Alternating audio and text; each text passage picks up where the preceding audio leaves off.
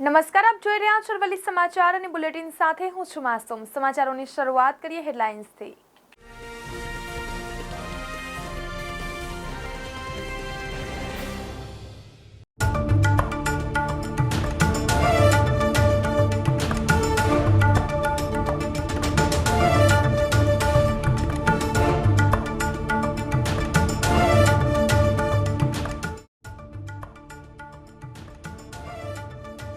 શ્રાવણમાં અષાઢી ધારાએ ગારિયાધારમાં 2.5 inch વર્ષા। ભાવનગર જિલ્લામાં 100% વરસાદ થયો હોય તેવો ગારિયાધાર પ્રથમ તાલુકો બન્યો।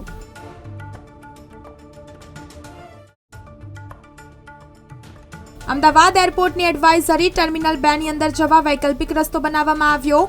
24 કલાક મુસાફરોની સુવિધામાં એરપોર્ટ સ્ટાફ હાજર રહેશે।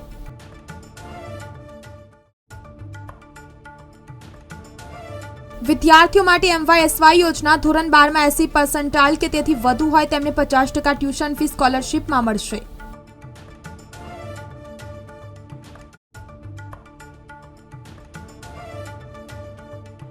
બસોના પૈડા દોડતા રહ્યા હતા તેમજ રક્ષાબંધન પર્વમાં નગરના ડેપોની ₹21.44 લાખની આવક।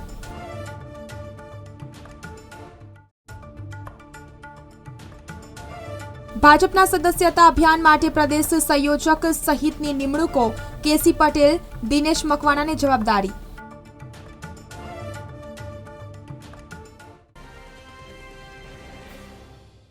અરવલ્લી જિલ્લાના જળાશયોમાં પાણીની આવક। લાંકમાં 611 ક્યુસેક, વાત્રકમાં 440 ક્યુસેક પાણીની આવક, તો મેસવોમાં 340 ક્યુસેક અને માજુમમાં 220 ક્યુસેક પાણીની આવક નોંધાઈ છે। લાંબા સમય બાદ જળાશયોમાં પાણીની આવક નોંધાઈ છે, તો અરવલ્લી જિલ્લાના જળાશયોમાં પાણીની આવક થઈ છે। લાંક ડેમમાં 611 ક્યુસેક, વાત્રકમાં 440 ક્યુસેક પાણીની આવક થઈ, મેસવોમાં 340 ક્યુસેક અને માજુમમાં 220 ક્યુસેક પાણીની આવક થઈ છે। લાંબા સમય બાદ જળાશયોમાં પાણીની આવક નોંધાઈ છે। અરવલ્લી જિલ્લામાં સાર્વત્રિક વરસાદથી નદીઓમાં નવા નીર આવ્યા। મોડાસાની માજુમ નદીમાં આવ્યા નવા નીર। મોડાસા અને ગ્રામ્ય વિસ્તારોમાં પડ્યો છે ધોધમાર વરસાદ, તો સિઝનમાં પહેલીવાર માજુમ નદીમાં આવ્યા છે નવા નીર। નદીમાં નવા નીર આવતા બોરકુવામાં પાણીના સ્તર વધશે। અરવલ્લી જિલ્લામાં સાર્વત્રિક વરસાદ નોંધાયો છે, જેનાથી વરસાદથી નદીઓમાં નવા નીર આવ્યા છે।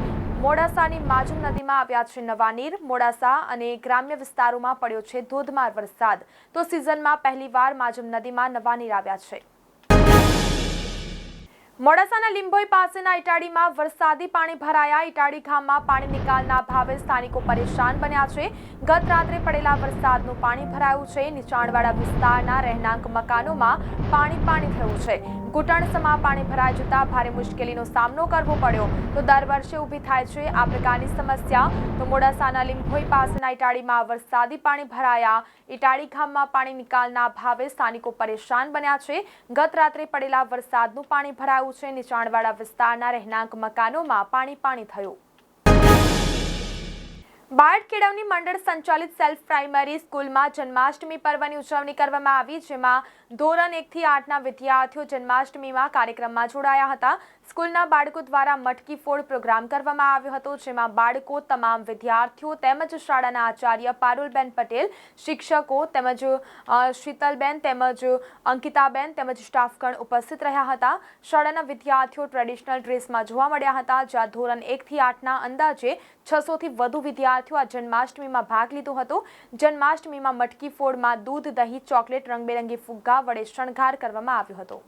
આજે તારાબેન સામરભાઈ પટેલ સ્કૂલમાં અમે કૃષ્ણ જન્માષ્ટમીની ઉજવણી કરી હતી।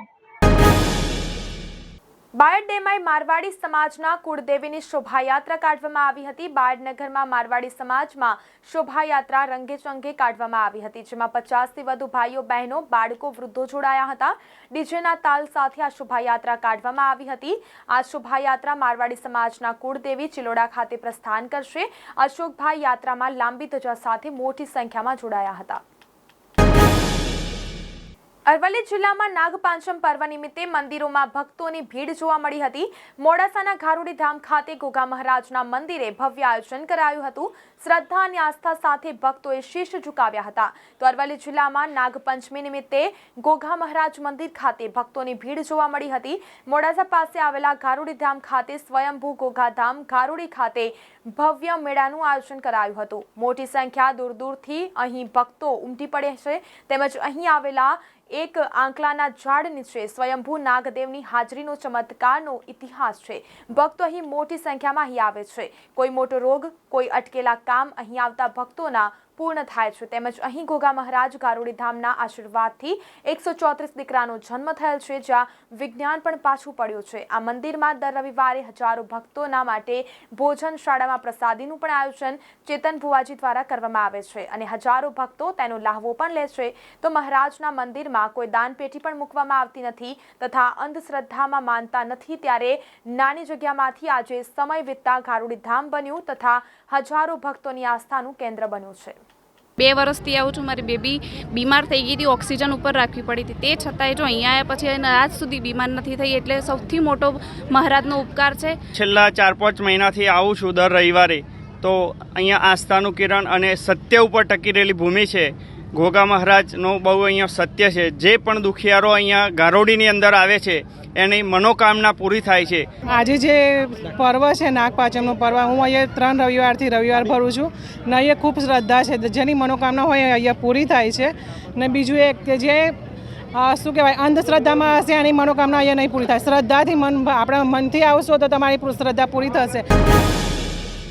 અરવલ્લી જિલ્લાના મોડાસા તાલુકામાં આવેલ અમૃતપુરા કંપા વિસ્તારમાં ગઈકાલે આબ ફાટતા 500 વીઘાના મગફળીના વાવેતરને નુકસાનની ભીતિ ખેડૂતો સેવી રહ્યા છે. બીજી તરફ બોરડી તરફ જતો રસ્તો પણ ધોવાઈ જતા વાહન ચાલકો હાલાકી ભોગવી રહ્યા છે.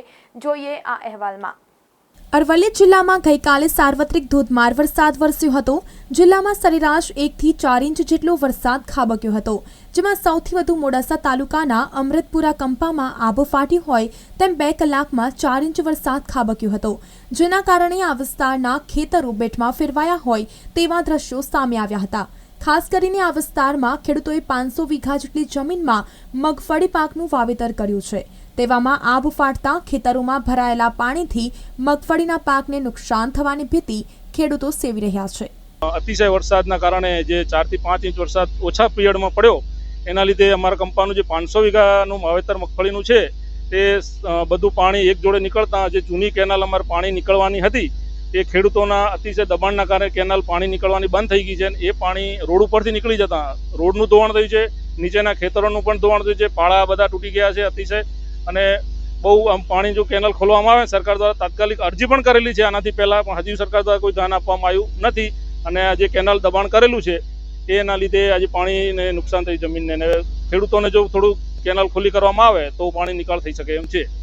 અને ગામમાં પણ આના લીધે પાણી થોડું ગામમાં પણ નુકસાન થયું, ગામમાં પણ પાણી કરી ગયું છે. બીજી તરફ વરસાદે પાકનો તો સોંથ વાળ્યો, સાથે મેઢાસનથી બોરડી થઈ સાબરકાંઠા જિલ્લાને જોડતો મુખ્ય રસ્તાનું પણ ધોવાણ થઈ જતા રસ્તામાં મોટું ગાબડું પડ્યું છે, જેના કારણે આ રસ્તેથી પસાર થતા વાહન ચાલકો પણ હાલાકી ભોગવી રહ્યા છે.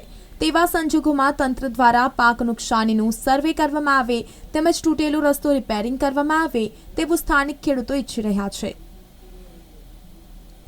બ્યુરો રિપોર્ટ, અરવલ્લી સમાચાર, મોડાસા.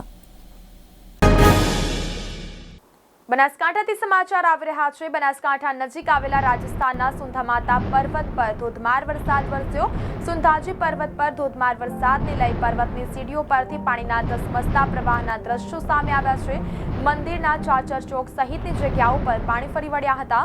તો વહેલી સવારે થયેલા ધોધમાર વરસાદને લઈ પાણીનો ભારે પ્રવાહ જોવા મળ્યો. રાજસ્થાનમાં ધોધમાર વરસાદને લઈ બનાસકાંઠાની સરહદીય વિસ્તારની નદીઓ જીવંત થવાના એંધાણ. તો બનાસકાંઠા નજીક આવેલા રાજસ્થાનના સુંધામાતા પર્વત પર ધોધમાર વરસાદ વરસ્યો. સુંધાજી પર્વત પર ધોધમાર વરસાદને લઈ પર્વતની સીડીઓ પરથી પાણીના ધસમસતા પ્રવાહના દ્રશ્યો સામે આવ્યા છે. મંદિરના ચાચર ચોક સહિતની જગ્યાઓ પર વરસાદી પાણી ફરી વળ્યા હતા. વહેલી સવારે થયેલા ધોધમાર વરસાદને લઈ પાણીનો ભારે પ્રવાહ જોવા મળ્યો. પંચમહાલથી સમાચાર આવી રહ્યા છે। ગોધરામાં ફરી સક્રિય થયા ગૌ તસ્કરો। રાત્રિના સમયે કારમાં ગાયને ઉઠાવી લઈ ગયા તસ્કરો। સીસીટીવીમાં દેખાતી કારમાં 3 જેટલા ગૌ તસ્કરોએ ગાયને ઉઠાવી કારમાં લઈ ગયા। ગૌધરા તરીકે જાણીતા ગોધરા શહેરમાં ગૌવંશની તસ્કરી ખૂબ જ મોટા પાયે થાય છે। પોલીસ પણ સમયાંતરે કરે છે કાર્યવાહી, છતાં ગૌ તસ્કરો બેફામ બની કરી રહ્યા છે તસ્કરી। તો ગૌવંશના કતલ માટે પણ કુખ્યાત છે ગોધરા। ગોધરામાં ગૌવંશના માલિકો પણ પોતાના પશુઓને રઝળતા છોડી દેતા ગૌ તસ્કરોને મોકળું મેદાન મળી રહે છે। તો ગોધરામાં ફરી ગૌ તસ્કરો સક્રિય થયા છે। રાત્રિના સમયે કારમાં ગાયને ઉઠાવી લઈ ગયા તસ્કરો। સીસીટીવીમાં દેખાતી આ કારમાં 3 જેટલા ગૌ તસ્કરોએ ગાયને ઉઠાવી કારમાં લઈ ગયા। ગૌધરા તરીકે જાણીતા ગોધરા શહેરમાં ગૌવંશની તસ્કરી ખૂબ મોટા પાયે થાય છે। રક્ષાબંધન પર્વ નિમિત્તે એસટી નિગમે એક્સ્ટ્રા બસોનું સંચાલન કરતા નગરના ડેપોને 16.93 લાખની આવક થઈ છે। માત્ર 6 દિવસમાં એસટી ડેપોની 100 બસોએ 228 ટ્રીપો મારતા બસોના પૈડા 51,618 કિલોમીટર ભ્રમણ કરીને આવક એકત્રિત કરી છે। જો કે નગરના ડેપોમાં પર્વ નિમિત્તે આવતા મુસાફરોને બસ માટે ચાતક બનવા જેવી સ્થિતિ બની રહી હતી। સ્થાનિક લોકસભાની ચૂંટણીને ધ્યાનમાં રાખીને ગાંધીનગરના ટાઉન હોલ ખાતે પ્રદેશ ભાજપ પ્રમુખ અને કેન્દ્રીય જળશક્તિ મંત્રી સી.આર. પાટીલની અધ્યક્ષતામાં સદસ્યતા અભિયાન અંતર્ગત કાર્યશાળા યોજવામાં આવી હતી। આ કાર્યશાળામાં સદસ્યતા અભિયાનને સફળ બનાવવા માટે વિવિધ નેતાઓની જવાબદારી અપાઈ હતી। ગારિયાધાર શહેર તેમજ પંથકના ખેડૂતોને હાલમાં ખૂબ જ વરસાદની જરૂરિયાત હતી, ત્યારે ધોધમાર 2.5 ઇંચ જેટલો વરસાદ પડતા ખેડૂતોમાં પણ ખુશીનો માહોલ જોવા મળ્યો હતો। આ ચોમાસાની સિઝનમાં ગારિયાધાર તાલુકાનો કુલ વરસાદ 474 મીમી નોંધાયો છે। ગારિયાધારમાં કુલ વરસાદ 419 મિલીમીટર હતો। તો આ સાથે સમાચારોમાં અત્યારે બસ આટલું જ। નમસ્કાર।